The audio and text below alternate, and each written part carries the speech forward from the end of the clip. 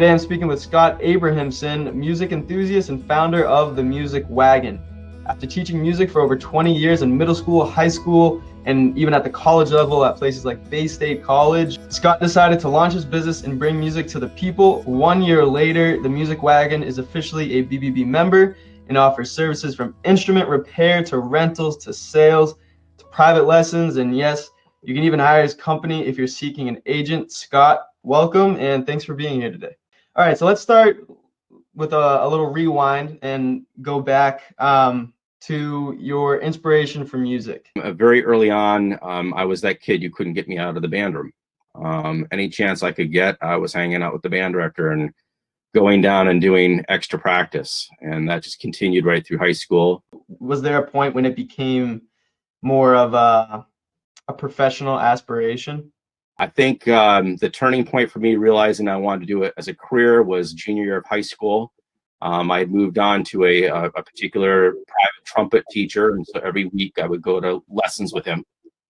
And I came out of the lesson, I was still on my driver's permit, so my dad had picked me up from the lesson. You know, at that point, you're starting to make decisions about where you want to start looking into colleges and all that. And so my dad just wisely said to me, you know, in the car, I started asking questions, and he goes, "Well, you love music." I go, "Yeah, I do." And he goes, "And you want to help people?" And I go, "Yeah." And he goes, "And your most favorite person and inspiration is Mr. Silva, who was my middle school band director." And I went, "Yeah." And then all of a sudden the light bulb went off, and I'm like, I could be a music educator. So I continued with it, decided I wanted to follow in his footsteps as an educator. And today I still continue to teach, and I do continue to perform professionally on trumpet, cornet, and flugelhorn. When did you get the idea to start the Music Wagon? Prior employers had said to me repeatedly, "You're really good at doing this business. You could run your own company." And I attribute that a lot to having grown up in family operated businesses. My parents had owned two small shops right in my hometown, and you know, it was a family operation. So I learned a lot of valuable lessons, and you know, again, lessons that I never thought I would use again, but they came into play in full force and working for others. And so my wife and I were just talking one night, and she said, "You know, you've always known how to run a business. You grew up doing it. You know, why don't you just take charge and you know, we can try to make our own future." So the Music Wagon was founded largely on hope. Like so many business owners, it's what we do, right? We found it on hope, and a hope for a better future, hope for something better for our families, and as a small business, a way to contribute to local economies. What's the overall goal and mission of Music Wagon LLC? I see the Music Wagon as being an integral part of the music community and as the larger community as a whole. I think we have an awesome responsibility, and when I use the word awesome, I don't mean it and it's like, oh, it's cool, what is cool, but in more of the magnitude of the responsibility to help spread the joys and benefits of music making, and to realize that music is an integral part of our culture and our identity and our diversity. So it's an awesome responsibility, and the way we're going to go about doing it is through honest and ethical business. Do you have advice for people who are seeking to start a business based on their passion?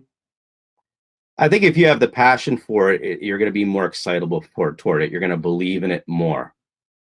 But you still have to be open to continuous learning. And I think that's true of any profession. You know, despite all the education and experiences I had prior to opening my own company, I have just remained a sponge, and I continue to study my business and to study my industry and to study retail trends. And I think that's very important. You can have the passion, and the passion's great, but you have to be willing to adapt with the times. So let's take, you know, COVID-19. Clearly, COVID-19 has thrown everybody for a loop. Can you survive the test of time by adapting and understanding what the trends are? I spend a lot of days right now putting my energies into, you know, what is my company going to look like when this is all over? When I was little, my mother introduced me to that famous adage, "Life is a journey, not a guided tour." And I've always believed in that. You just never know where life's going to take you, and you just kind of roll with it. Now, here at the BBB, we care a lot about trust, building relationships, doing business ethically. How do you put people first in your business? I'm looking for long-term relationships with customers. I'm not looking for the one and done sale. I'm not that big box outfit that is just content to get a sale and have no in-person contact with anybody.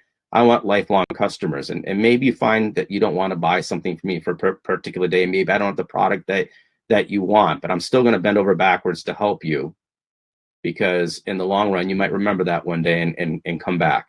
I think trust is built really largely on listening, communicating effectively, and then again, doing right by the client, developing that long-term relationship. Scott, I appreciate the time. Is there anything else that you want to mention? I would just say I do have a website and I do have a web presence, and online is great, but I'd like to hear from people. We're people, and we like connections. Let's connect better. Let's not rely entirely online. Give me a call. Let me know what you need, and I will work tirelessly to try to find that right product for you and to help get you going and the joys of music making.